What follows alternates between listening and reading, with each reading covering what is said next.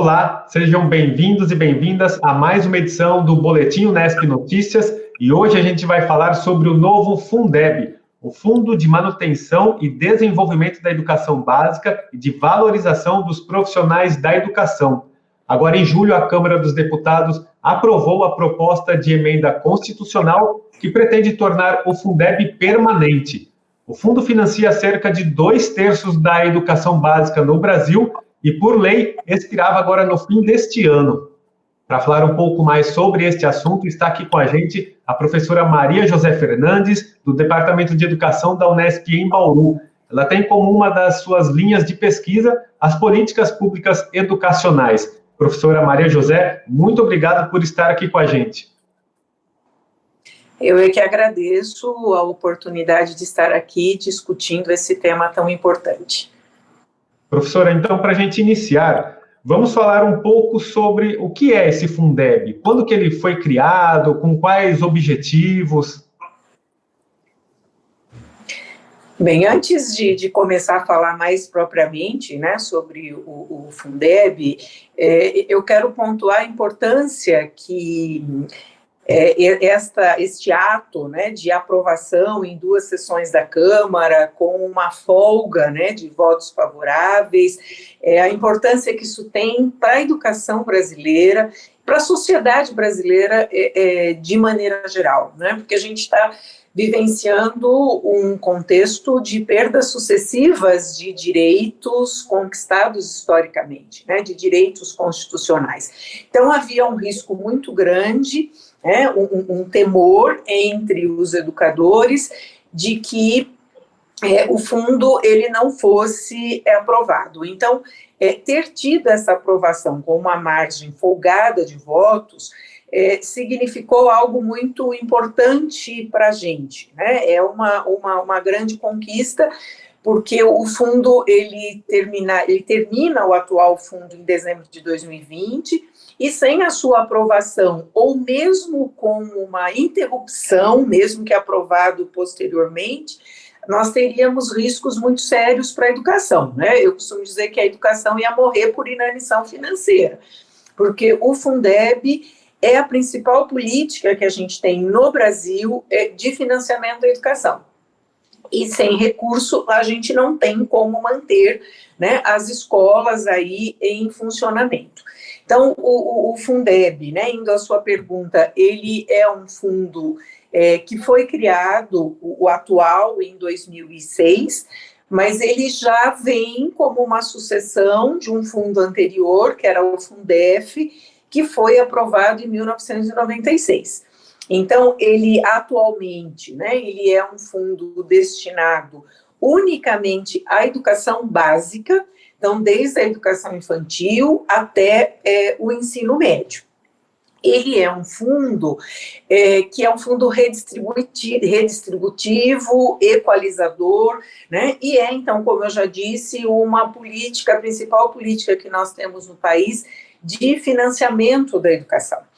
Porque o Fundeb, ele reconhece a constitucionalidade da vinculação e da subvinculação de recursos, né? O que é que isso significa?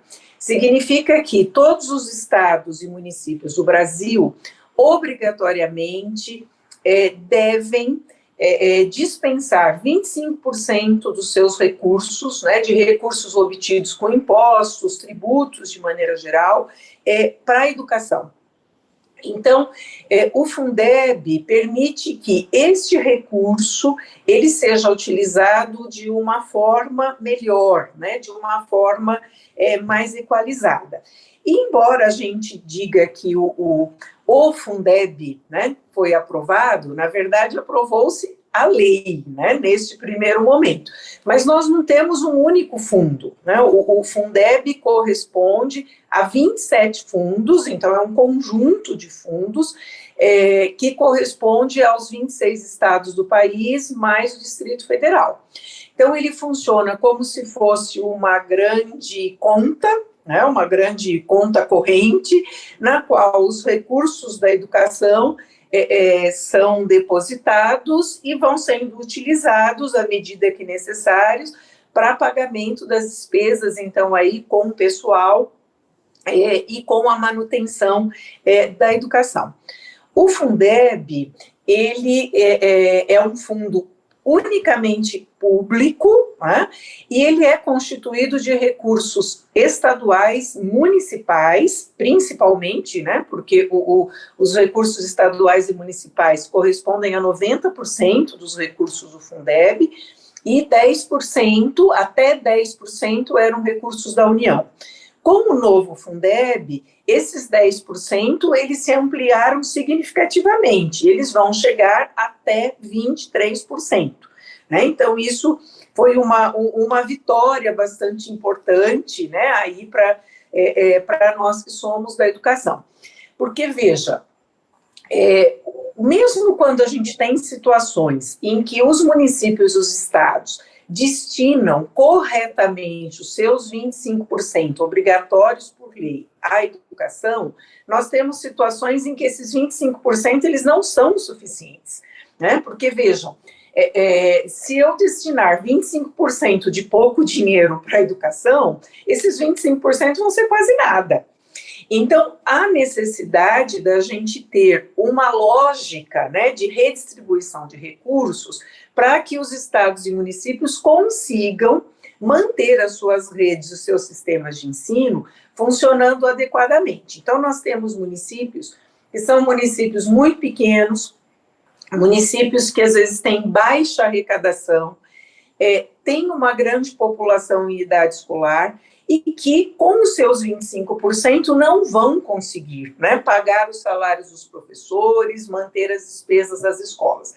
A gente também tem municípios que, às vezes, são grandes, mas têm baixa arrecadação, né? Então, a gente sempre faz a relação com os municípios pequenos, mas a gente também tem municípios maiores que têm poucas indústrias, pequena arrecadação de impostos, e isso impacta, né, no desenvolvimento da educação. Por outro lado, a gente tem municípios que são extremamente ricos do ponto de vista da arrecadação. Então, esses conseguem destinar os seus 25% com muita folga. Então, eu costumo dizer que 25% de 1.000 é uma coisa, 25% de 10.000, né, você tem um outro montante de recurso. Né? E aí, quando você distribui entre as pessoas beneficiadas, se você tiver muita gente no sistema, esse recurso vai ser menor. Então, acho que a gente tem uma situação que é bem específica, por exemplo, para entender essa situação, que são 2 municípios aqui que nós conhecemos. O município de Bauru e, por exemplo, o município de Agudos. Agudos é um município muito menor do que Bauru. Entretanto, Agudos tem uma arrecadação de impostos bastante alta. Então, os 25% que Agudos consegue destinar à educação, proporcionalmente, é muito maior do que Bauru consegue.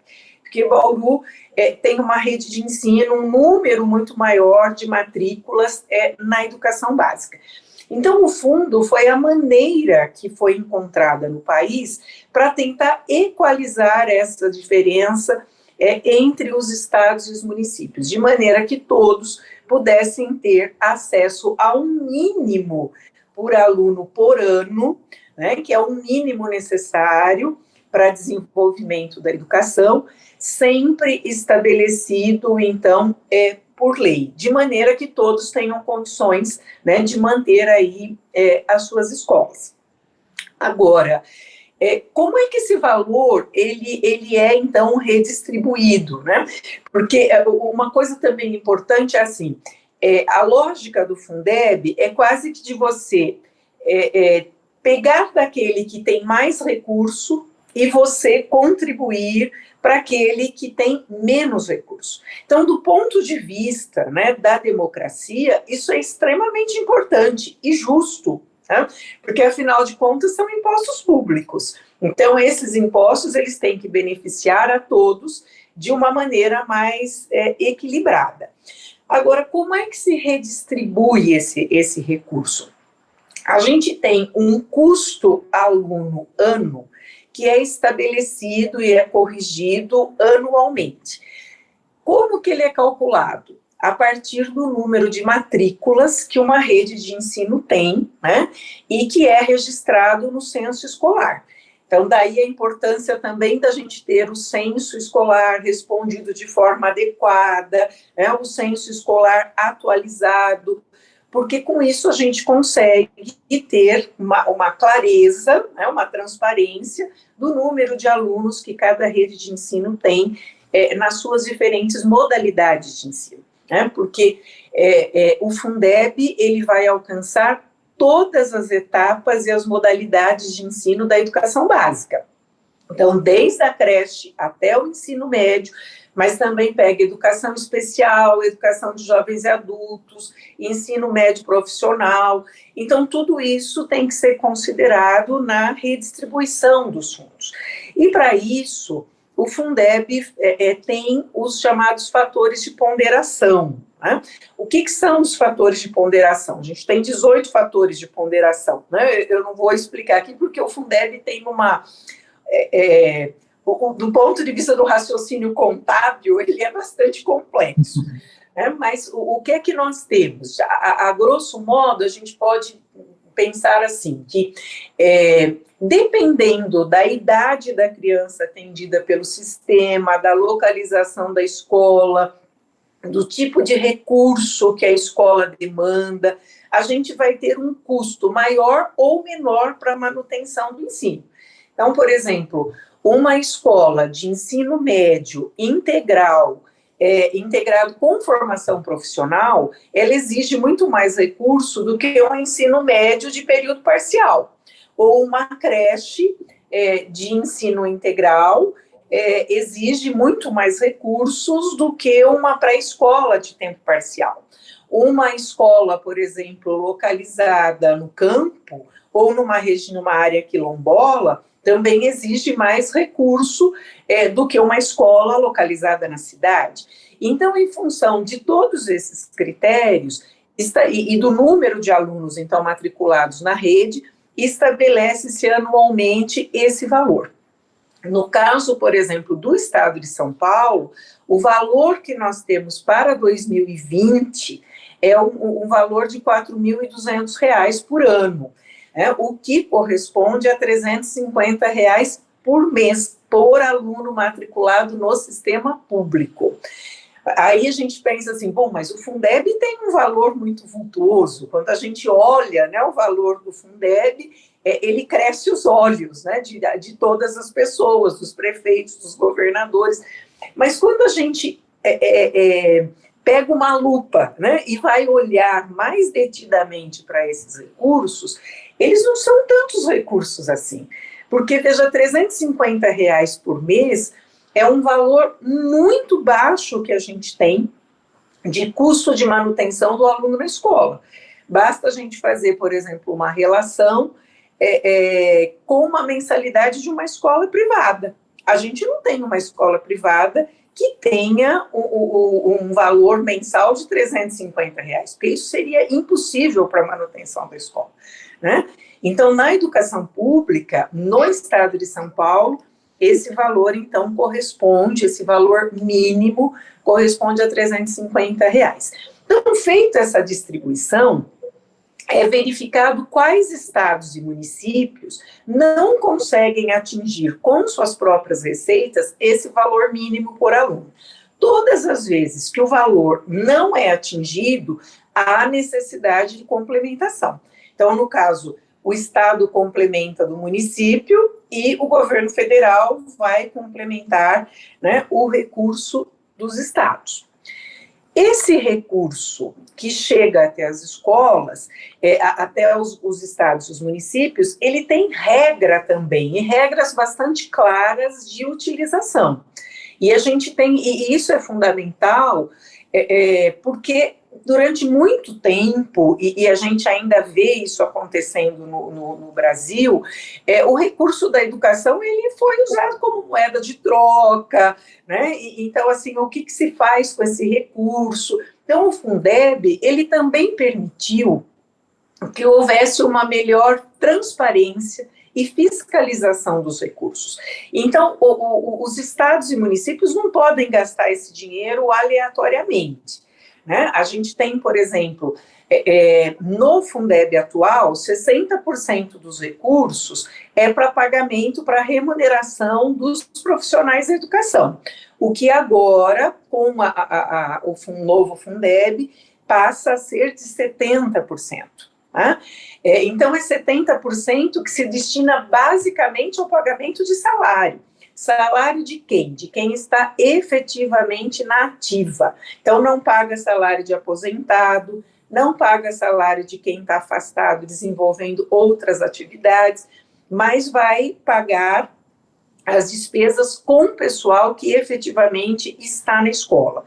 E a gente tem 40% dos recursos que são utilizados no que a gente chama de manutenção e desenvolvimento da educação, né, que é tanto formação continuada, mas também compra de materiais, pagamento de transporte de aluno, construção e reforma de escola, né, que era também 40% e passa agora a ser, né, 30% com a nova legislação. Também é importante assim, dizer que o Fundeb é para despesas efetivamente feitas na escola. Então, por exemplo, com o recurso do Fundeb não pode pagar o transporte, o asfalto que vai passar na frente da escola, né? Ele vai cobrir essencialmente as despesas de manutenção do ensino. Então, em relação à sua pergunta, né, do que qual é o objetivo, de maneira geral é isso, Júlio. Ficou bastante claro, professora. Você até adiantou aí, né, que o Fundeb, essa proposta da PEC, ela não só renova, como ela aumenta os repasses da União para esse fundo, né, que hoje você falou é de 10% e até 2026 ele vai subir gradativamente até chegar a 23%. O quanto que esse aumento de repasse da União para o Fundeb, professora, pode de fato impactar em termos de qualidade da educação? Você já falou aí que alguns municípios não conseguem atingir o mínimo, né, pelos próprios recursos. E tem um dado aqui interessante e triste ao mesmo tempo, que em mais ou menos 2.000 cidades do Brasil, 80% do recurso para a educação vem da União. Então, o quanto de fato esse aumento do recurso que a União vai destinar, né, para o Fundeb, lembrando até que esse recurso não vai ser enquadrado na PEC dos limites dos gastos públicos, né, o que é importante. Então, quanto que esse aporte financeiro maior da União vai impactar na qualidade da educação? Bem, a União é o maior arrecadador que nós temos de impostos e tributos no país. Entretanto, não é a União que o governo federal que arca com a maior parte das despesas que nós temos com educação. Então, você ampliar esses recursos é fundamental, porque, vejam, atualmente a União ela podia chegar a 10% de recursos para complementação. Só que a gente não vinha chegando aos 10%. Essa complementação ficava em torno de 9%. Então, você ampliar para 23% significa mais recursos e mais recursos do governo federal, que também tem que ter responsabilidade sobre a educação básica. Então, isso pode ter impacto, por exemplo, na qualidade da educação, na ampliação de vagas, na expansão das redes de ensino, né? Com certeza, quanto mais recursos nós temos, maiores são as possibilidades que a gente tem, né, de ampliar e de melhorar aí a qualidade da educação. Porque, vejam, com a ampliação dos recursos, a gente também terá a possibilidade de mais estados receberem a complementação. Em 2019, foram só 9 estados do Brasil, né, que receberam a complementação do governo federal, né? Claro que isso tem um impacto nesses municípios que dependem essencialmente desses recursos, isso é fundamental, mas a gente precisa ampliar também, né, os investimentos feitos pelo governo federal na educação do país. Professora, a gente sabe que a educação infantil, né, talvez represente um dos maiores gargalos aí em termos de demanda por vaga, né, em escolas, em creches.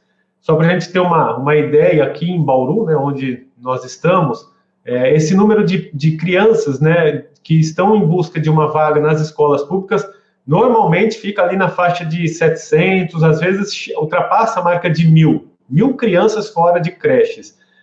O quanto que você acha que esse recurso a mais, então, pode impactar na educação básica, especificamente na educação infantil, em termos de criação de vagas?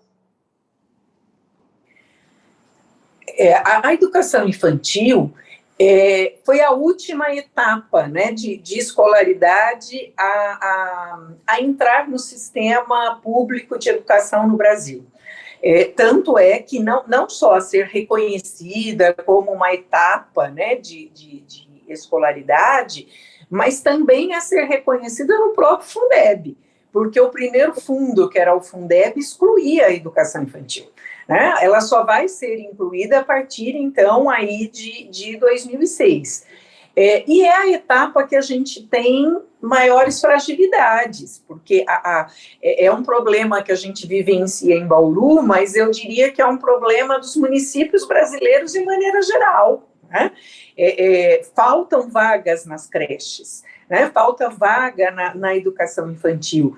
Então, assim, os recursos do Fundeb poderão, né, ajudar a ampliar o número de escolas, o número de vagas, com certeza, porque aí também os municípios, né, isso vai depender de um planejamento bastante grande por parte dos municípios, que é de olhar para a rede e para as demandas que tem. Em algumas redes de ensino, talvez o número de vagas e de escolas no ensino fundamental já esteja equalizado, mas tem problema bastante sério na educação infantil.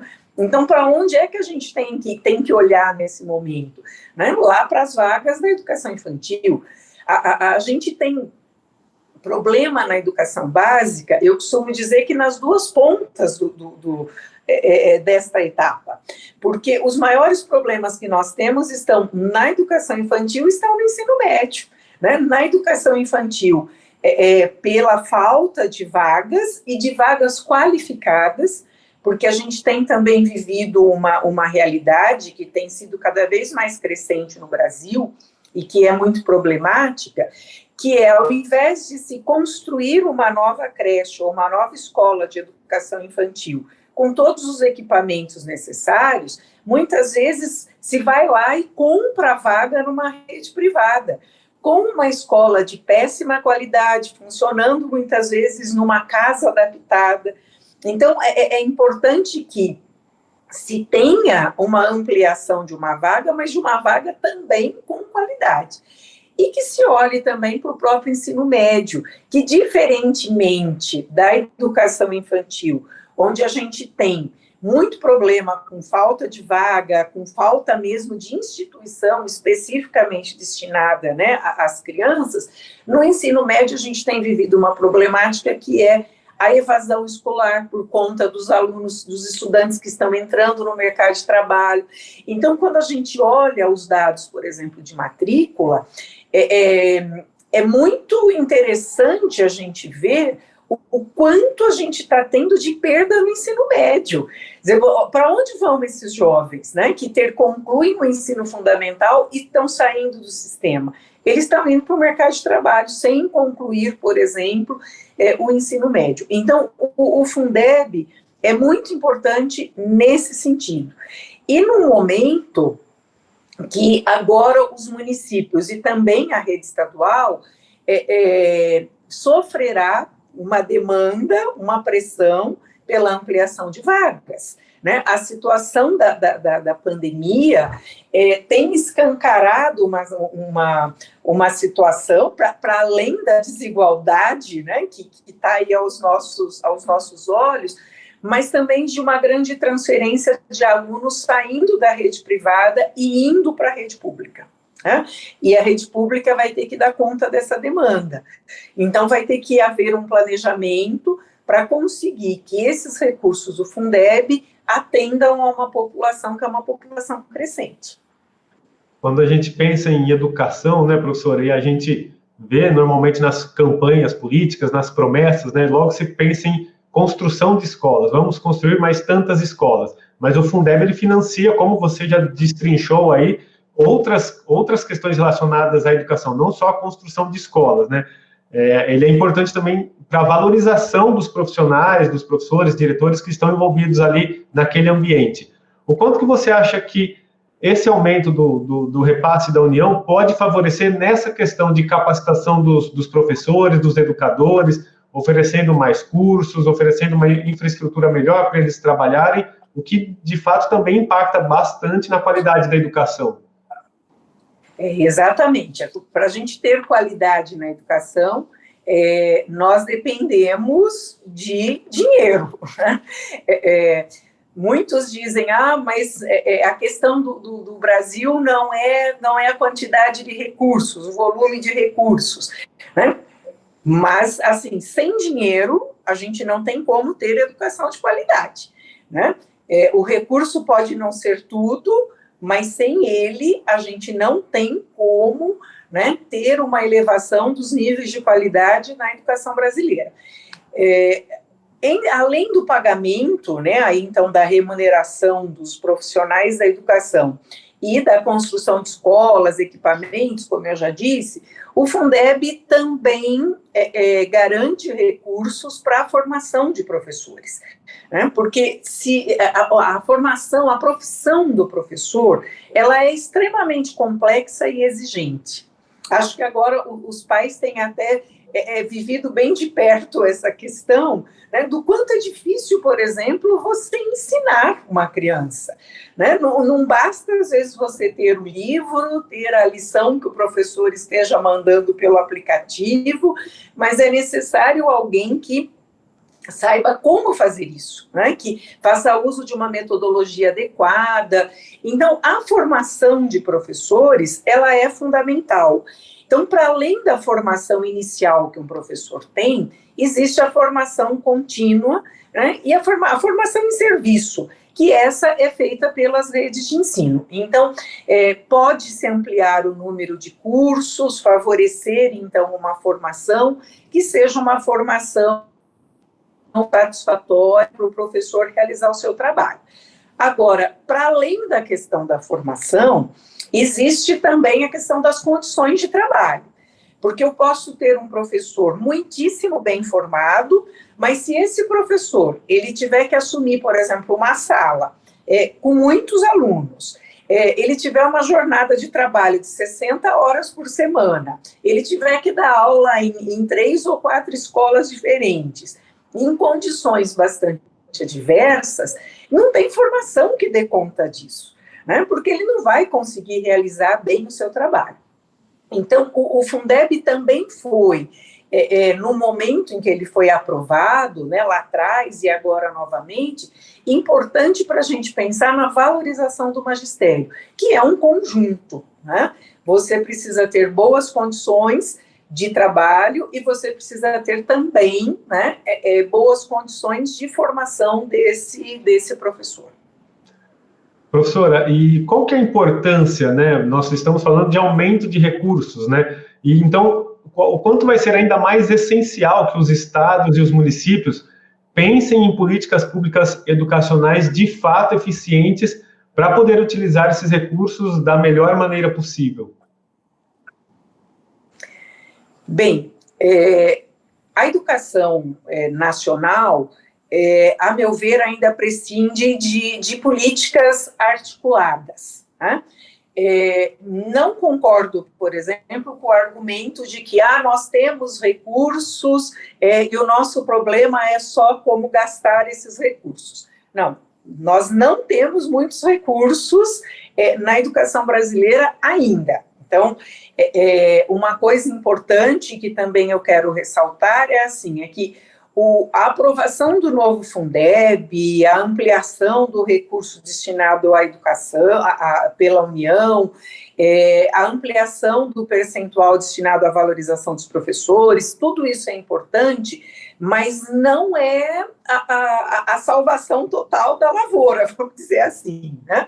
Porque quando a gente pensa nos recursos para a educação, o Brasil ainda aplica muito pouco em educação. Então, quando a gente vê, por exemplo, mas o Brasil aplica cerca de 6% do PIB na educação então isso é maior do que a média dos países da OCDE, que aplicam 5,5%. Bom, mas uma coisa é a Alemanha aplicar 5,5% do seu PIB na educação, né? Porque olha o tamanho do PIB da Alemanha e a população escolar que a Alemanha tem. Outra coisa é a gente pensar no PIB, o que é 6% do PIB brasileiro, e o tamanho da população escolar, né, da demanda que nós ainda temos. Então, a gente ainda tem um problema sério no Brasil, que é a necessidade de ampliação dos recursos para a educação. Porque se, de fato, né, nós tivéssemos no Brasil uma valorização da educação, nós não precisaríamos ter essas garantias legais como o Fundeb. Tá? Essas garantias, elas são fundamentais porque nós temos poucos recursos e ainda uma educação que é pouco valorizada, né, do ponto de vista, inclusive, social, político aí no país.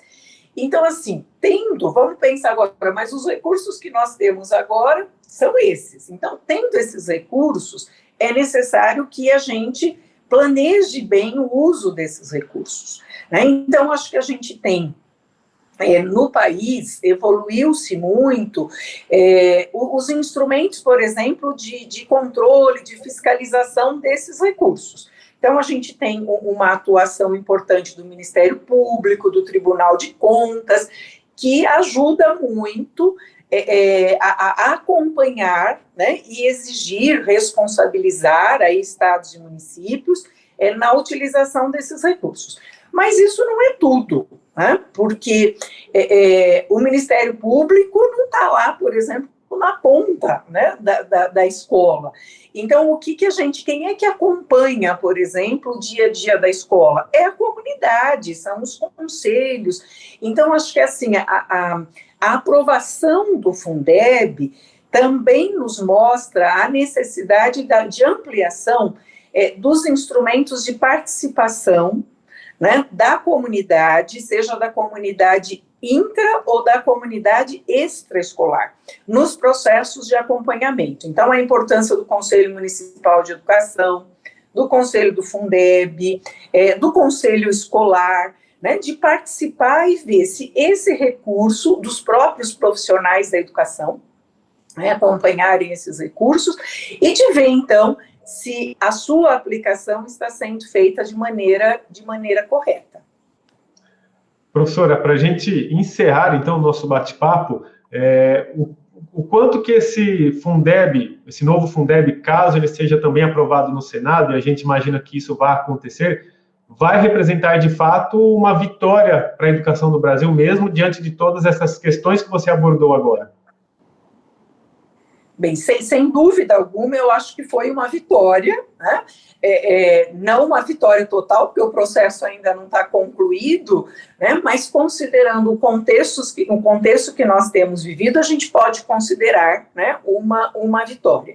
Mas isso não significa que a gente também possa esmorecer, né, e dizer, olha, agora o Fundeb foi aprovado, né, mesmo diante aí de um cenário de uma PEC do teto dos gastos, né, que eu falo que é a PEC da morte, né, que reduz significativamente a destinação de recursos públicos aos diferentes setores da sociedade, né, a gente teve nesse contexto uma vitória importante. Agora, é fundamental também reconhecer que essa vitória ela não se deu a troco de nada, né? A gente teve toda uma movimentação para tentar segurar projeto, alterar os termos presentes no projeto, com coisas bastante complicadas.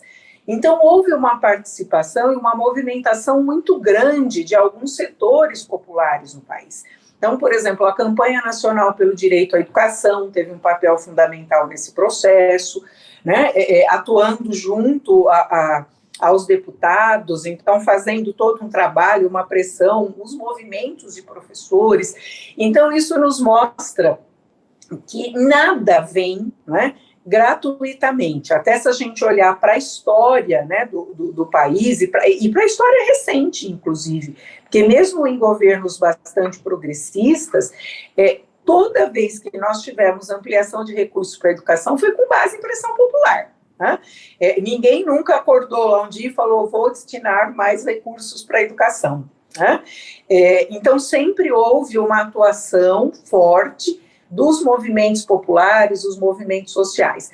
Então, acho que a aprovação nos mostra que este é um caminho importante. E eu penso que, enquanto no Brasil nós não tivermos, de fato, né, o ideal republicano, né, posto em prática, né, que é uma educação pública, financiada com recurso público, porque isso é uma coisa também importante, uma educação pública, laica e de qualidade, a luta não terminou. Né? Então, a gente tem uma vitória em relação ao que foi esse processo, mas a luta ela tem que continuar, né? Porque a educação, num país democrático, é um instrumento super importante que a gente tem, né, de desenvolvimento humano, de desenvolvimento da sociedade. Né? Então, nós temos ainda muito por fazer. Com certeza. Professora Maria José Fernandes, do Departamento de Educação da Unesp em Bauru, mais uma vez agradeço as suas contribuições aqui com a gente hoje. Eu que agradeço o convite feito para participar deste momento, que é sempre um momento muito rico de contribuir, né, com a TV Unesp, que é uma TV pública.